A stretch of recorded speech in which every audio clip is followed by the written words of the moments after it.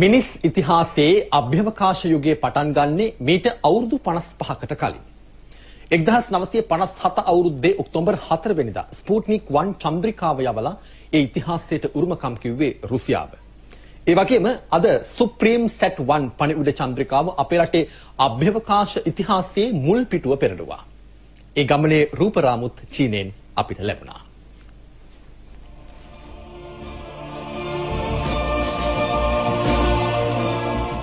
මේ තියෙන්නේ අපේ රටේ අභිමානය. අද උඩු ගුවනට අරගෙන ගිය සුප්‍රීම් සැට් 1. මේක හදන්න මුල් වුණේ අපේ රටේ සුප්‍රීම් සැට් සමාගම.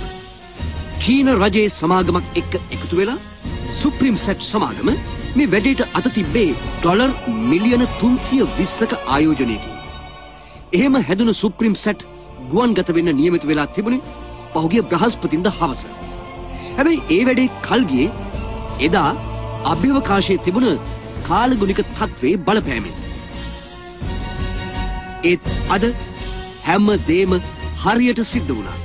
කිලෝග්‍රෑම් 5100ක් බර සුප්‍රීම් සැට් 1 චීනයේ ෂී ෂෑන් අභ්‍යවකාශ මධ්‍යස්ථානයෙන් අද සවස් 4ට විතර ගුවන්ගත කෙරුණා. සුප්‍රීම් සැට් සමාගම කිව්වේ වැඩේ සාර්ථකව සිද්ධ වුණා කියලයි. ඒ අනුව සවස් 4:07ට මේ චන්ද්‍රිකාව අපේ රටට අඩි 38000ක් ඉහළ අහසේ කක්ෂගත වුණා. ඒ අපේ රටට දකුණු ආසියාවේ චන්ද්‍රිකා තාක්ෂණයට හිමිකම් කියන තුන්වැන්නා වීමේ ගෞරවයත් අත්පත් කර දෙමින්